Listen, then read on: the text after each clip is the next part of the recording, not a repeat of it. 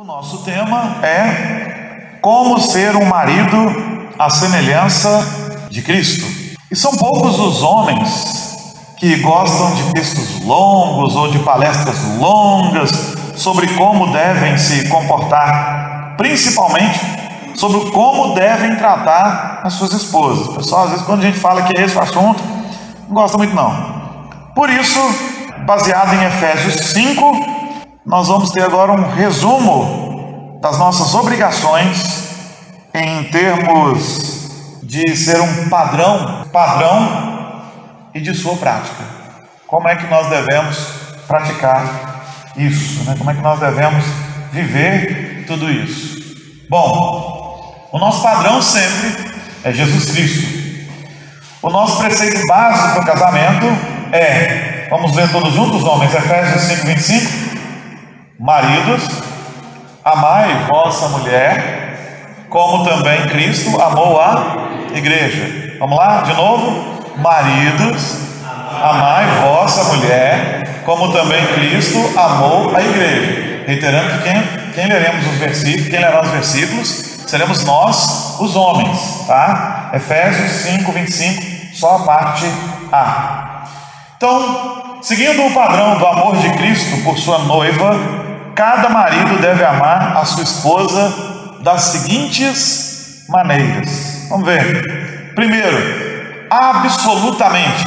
Devemos amar nossas esposas absolutamente. Cristo dá a si mesmo por sua noiva, ele dá o seu ser completo. O verso 25 então diz: maridos, amai vossa mulher, como também Cristo amou a igreja e a si mesmo se entregou por ela. Vamos de novo então, homens, todos juntos? Maridos, amai vossa mulher, como também Cristo amou a igreja e a si mesmo se entregou por ela. Bom, esse é o texto, Efésios 5:25. Isso é evidente quando vemos o que ele fez. Pense no Calvário. O que ele está fazendo. Pense em sua intercessão constante no céu em nosso favor.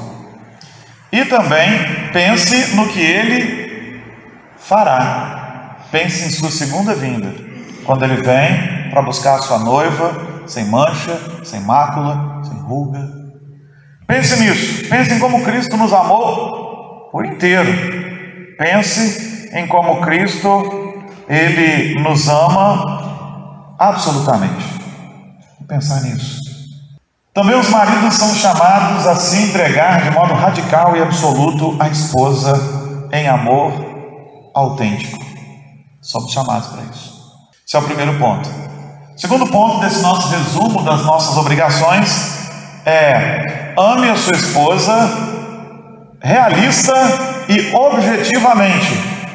Ame-a com realismo e com objetividade.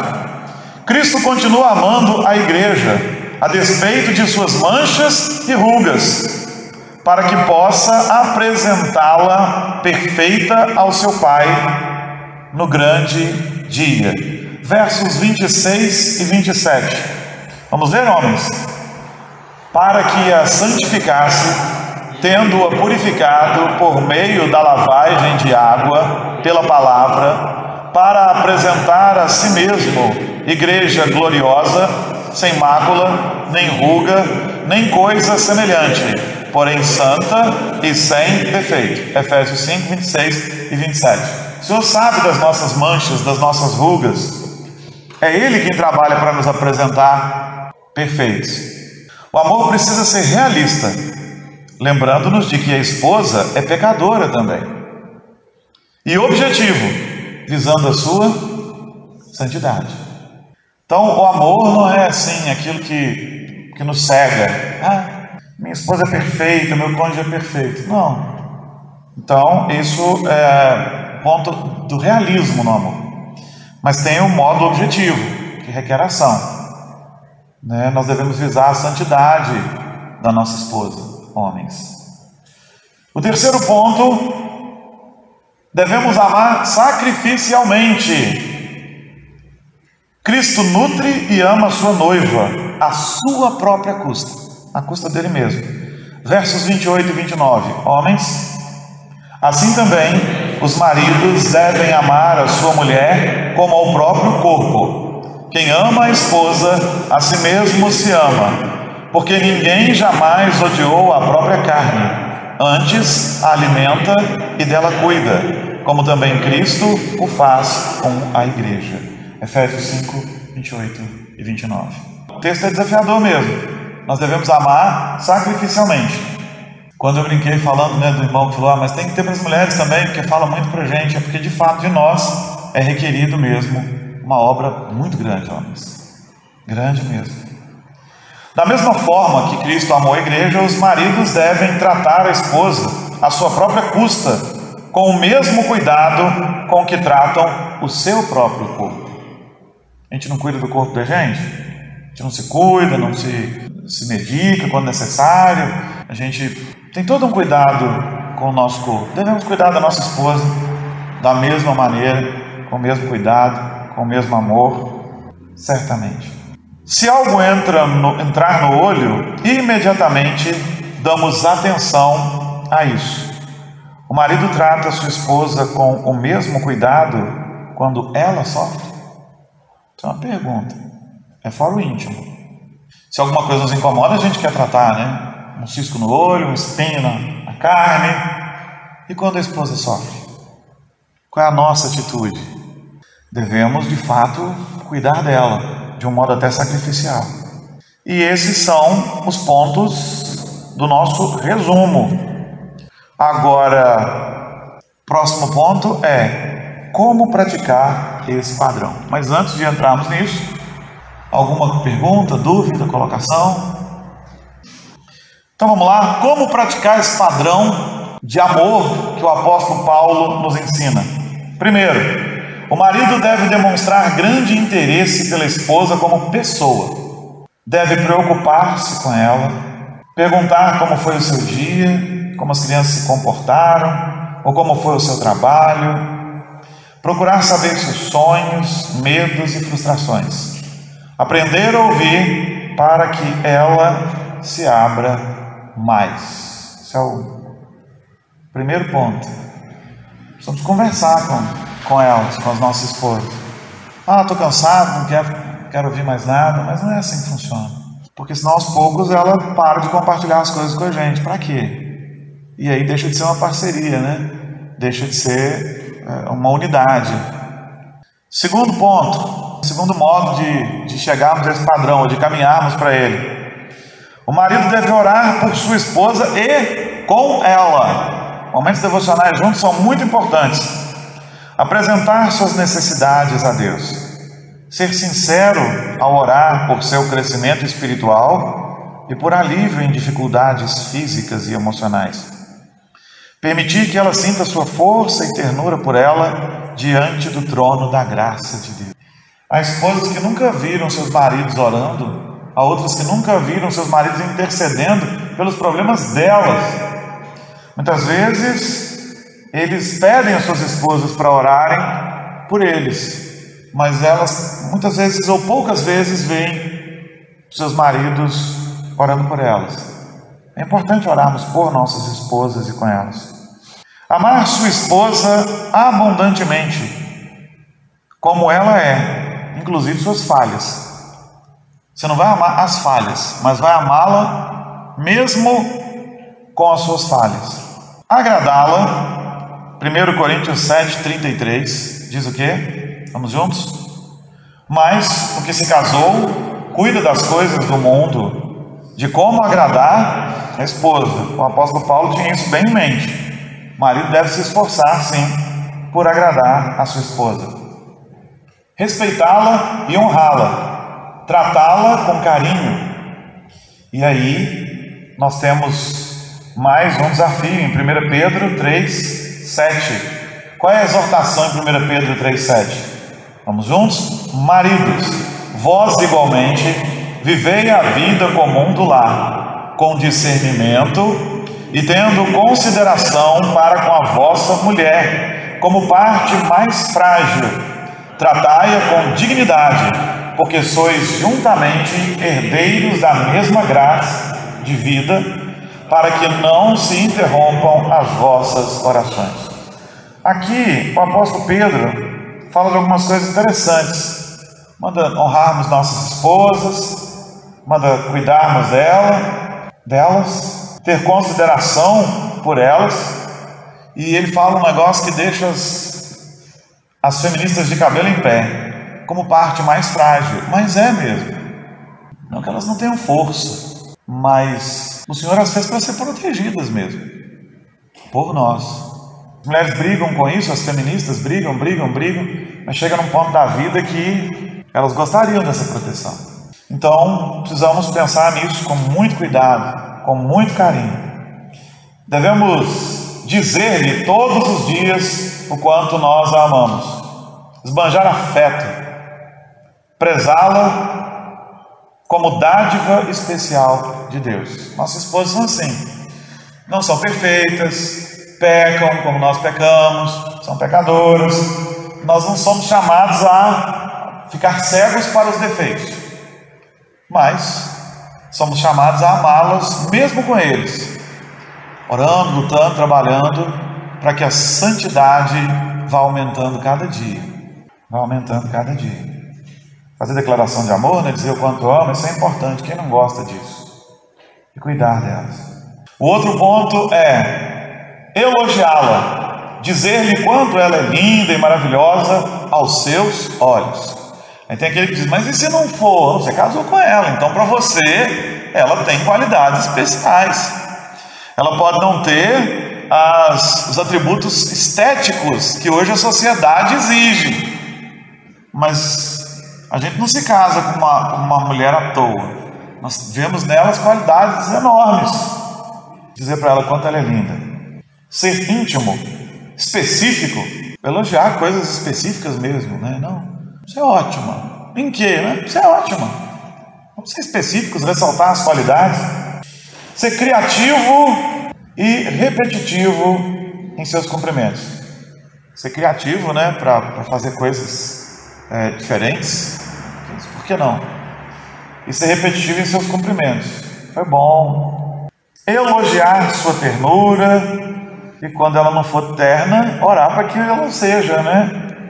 Seu sorriso, sua roupa, seu cabelo, isso é importante, gente. Quando a mulher corta o cabelo, você não fala nada. Ai, você não prestou atenção. Pode abaixar a cabeça que eu também me associo a vocês. Eu tenho dia que esqueço. Você nem falou, ficou bonito. Ah, não, fala. Você nem falou, você nem viu. Então vamos tentar prestar atenção nós homens. E outras coisas. Elogiá-la com afeto em sua voz, com amor em seus olhos e com braços acolhedores. Esse cara está poético hoje. Essa parte é muito boa, né? Elogiá-la na presença dos outros também é importante. Provérbios 31, 28 diz o que?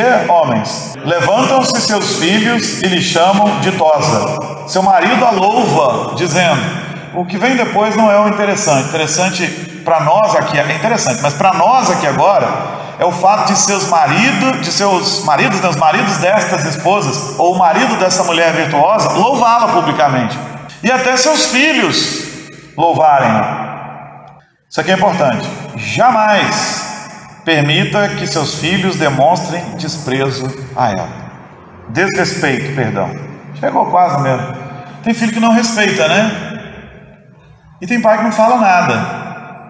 Não, sua mãe. Vai respeitar sim. Vai respeitar sim, senhor. Vai pedir desculpa se necessário for. Vai lá, pede desculpa à sua mãe agora. Desrespeitou em público? Vai pedir desculpa em público. Não deixe seu filho desrespeitar a sua esposa. Não. Nem que você tenha que usar a vara para fazê-lo repensar o que ele está falando. Então não critique na frente dos filhos para eles não acharem que eles têm o mesmo direito. Mas mesmo que acontecer, lembre-os de que eles são filhos. Eles devem obediência. E você talvez precise pedir desculpa por algum comentário público infeliz. Mas não deixe seu filho desrespeitar sua esposa jamais. Nunca ser desrespeitoso. São coisas que às vezes estão se perdendo, porque às vezes quando a gente exige determinada postura dos filhos, alguém diz, mas está me colocando mais velho, está me colocando não sei o quê. Olha, se somos mais velhos, se temos mais idade, os mais novos têm que aprender a respeitar. E isso começa em casa mesmo. Não deixe seu filho ser desrespeitoso com a sua esposa. Outro ponto, descobrir do que a esposa gosta. Eu sei que tem coisa aqui que não é fácil de implementar não, mas é de vez em quando, não é todo dia não. Ela gosta de fazer caminhada? Faça caminhada com ela. Mas eu não gosto. Não gosta, mas faz, né? Faça caminhada com ela. Ela gosta de comer fora? Leve a um restaurante. Isso não é todo fim de semana, nem todo, né? De vez em quando. Uma vez na vida. Outra também, né? Não precisa ser uma na vida ou da morte, não. Você não vai num restaurante mais baratinho. Se o restaurante ficou caro, leva no carrinho de cachorro quente. Mas não, bem, vamos fazer um programa diferente. Se de tudo não tiver jeito, leva ela para comer fora no quintal. Mulher, hoje é no quintal que a gente vai almoçar. Vai comer fora hoje. Fica bonito, claro, Um café da manhã na cama. Embora eu particularmente tenha nojo de comer sem escovar o dente antes de comer. Mas assim, enfim, cada um, né? Por exemplo, eu tenho uma dificuldade lá em casa. Lá em casa é ao contrário. Quem gosta do futebol é a Giane. Para mim o jogo pode estar pegando fogo. Se eu tiver com sono, eu não tenho o menor problema em cochilar ali na frente, dormir. Mas de vez em quando eu me esforço e fico lá com ela. Fico. Não, reclamo o tempo inteiro não. Porque diz a minha esposa que eu reclamo o tempo inteiro. Mas o último jogo, por exemplo, que a gente foi ver, estava muito ruim. O jogo estava muito ruim. Mas ruim demais, parece que eu dou azar. Mas que o dia que eu resolvo fazer uma média com o patrão, não, vou ver o jogo com ela. Mas foram 90 minutos desperdiçados. Foi muito ruim, deixa pra lá. Aprender a amar o que ela ama, o máximo possível. Vamos tentar se interessar pelas coisas dela, claro.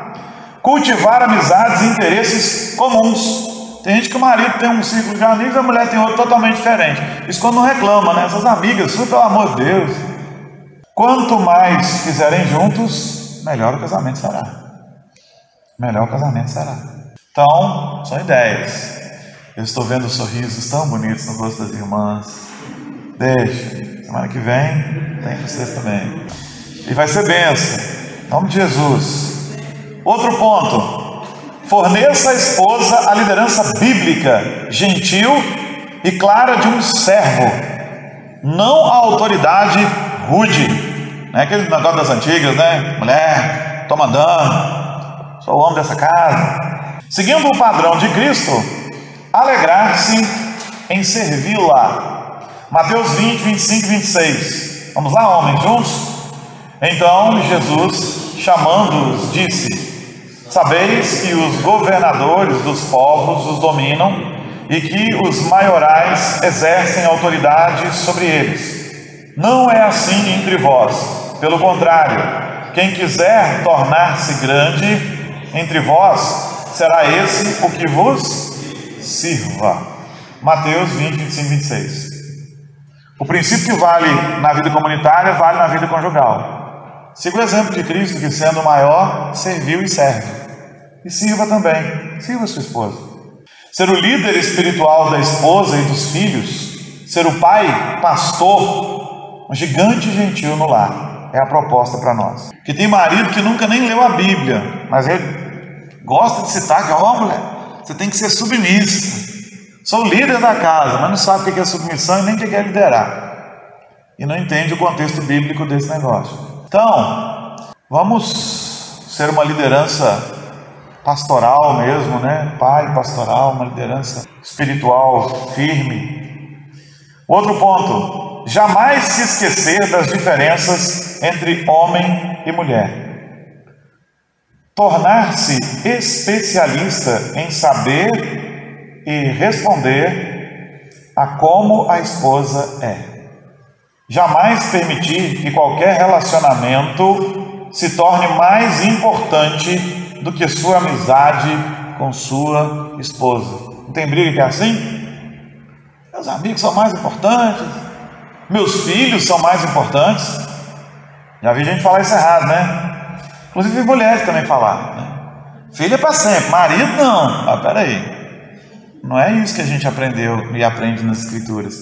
E não é esse o compromisso que a gente faz no casamento, né?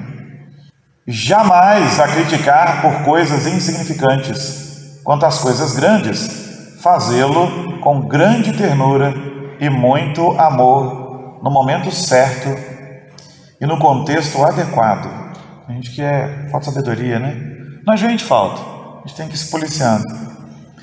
Jamais comparar sua esposa de modo desfavorável com outra pessoa e jamais a criticar na frente de outros.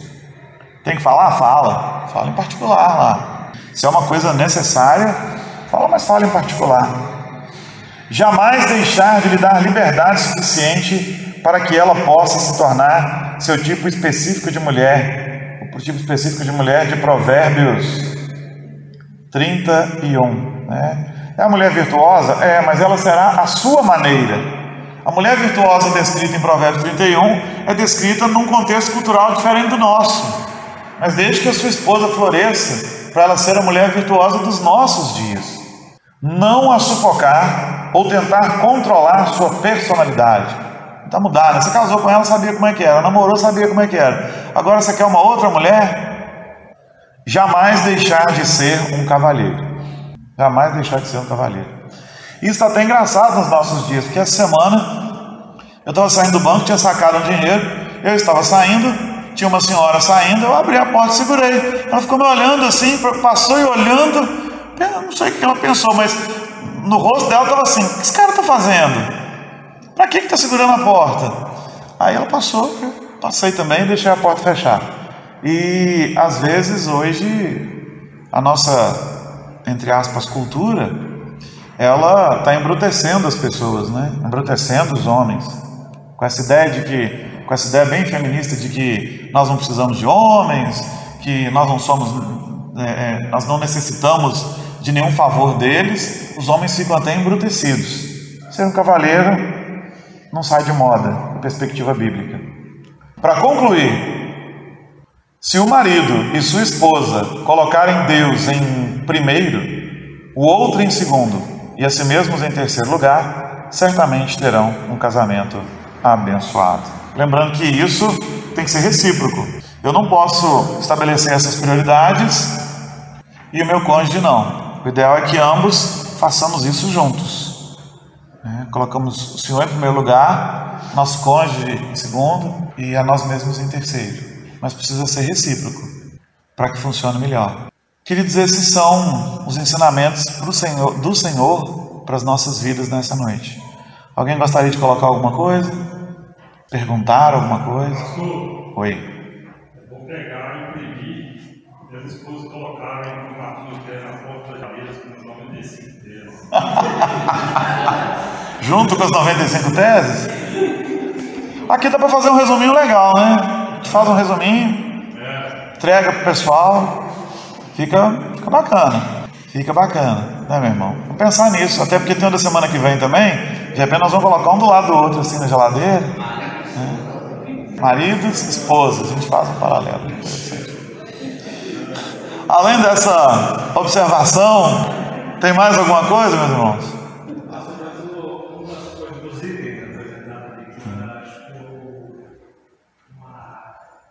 Uma essência prática, porque o último, com certeza, é um princípio cristão. Sim. Outras coisas, Deus em primeiro lugar, né?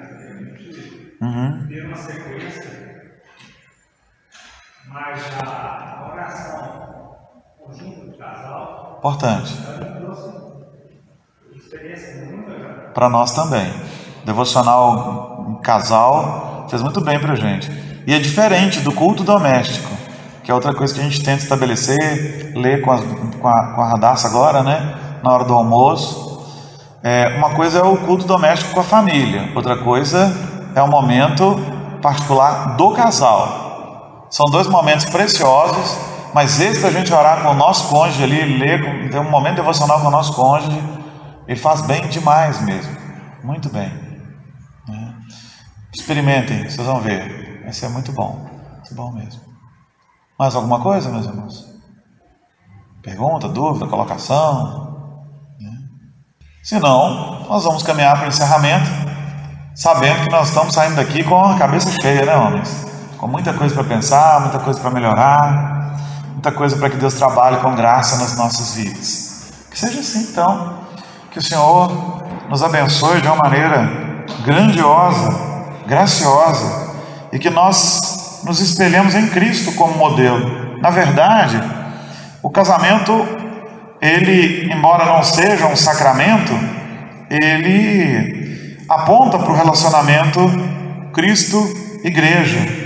Por que o casamento não é um sacramento? Nós já explicamos isso, embora para nós seja muito importante. Eu só lembrei disso agora, vou concluir com isso. Porque para algo ser um sacramento, ele tem que ser instituído pelo próprio Deus. Então, a Santa Ceia foi instituída pelo próprio Senhor Jesus, e o batismo também. E o casamento também foi instituído por Deus lá no Éden. Então, nesse ponto, ele se encaixaria no sacramento. A segunda coisa é que ele tem que ser um sinal visível de uma graça que é invisível. A Santa Ceia nos remete à obra redentora de Cristo na cruz, e o batismo ao novo nascimento, ao derramar do Espírito sobre as nossas vidas. E o casamento, ele nos remete ao relacionamento Cristo-Igreja. Então, puxa vida, ele podia ser um sacramento. Só que um sacramento também deve ser de uso perpétuo e obrigatório a todos os crentes, ou seja, é algo que nós vamos fazer até que Jesus volte, e todos os crentes devem fazer. Nesse ponto, o casamento não é um sacramento, e por isso ele não é um sacramento, porque nem todos os crentes são obrigados a fazê-lo, e fazê-lo ou não fazê-lo não prejudica nosso crescimento espiritual e nossa salvação, em princípio. Um cristão precisa passar pelo batismo. O ladrão na cruz. O ladrão na cruz é uma excepcionalidade, assim como algumas outras podem acontecer. Mas o cristão precisa passar pelo batismo. O cristão precisa cear. Um cristão, ele se abstém da ceia, isso é preocupante. O seu crescimento espiritual fica muito prejudicado quando ele se abstém do sacramento, que é um meio de graça. Agora, o casamento, alguém que está pronto para esse conceito, como o apóstolo Paulo estava, e pode viver sua vida cristã sem jamais ter se casado, e isso não será prejudicial nem para a sua salvação, nem para o seu crescimento espiritual. Eu não estava pronto para esse conceito, não é um conceito que eu pudesse viver. Eu estava pronto para o conceito de vida conjugal, de casamento, me casei. Mas há pessoas que não sentem essa necessidade. Eles podem viver uma vida sem estar casados, sem sentir necessidade de estar casados e sem viver abrasado também. Então, por isso o casamento não é um sacramento, mas ele não é desimportante, não. Ele é importante e precioso para nós. Nós o consideramos preciosíssimo para nós. Ok? Queridos, é isso. Se agora, depois de falar isso, eu te trouxe mais alguma dúvida, ainda é o momento. Senão nós vamos orar encerrando, agradecendo a Deus e pedindo para que Ele, o Senhor, nos ajude, a nós homens, para que sejamos bons maridos, bons esposos, bons pais, bons líderes das nossas casas, bons pastores de nossas famílias. Então, vamos orar.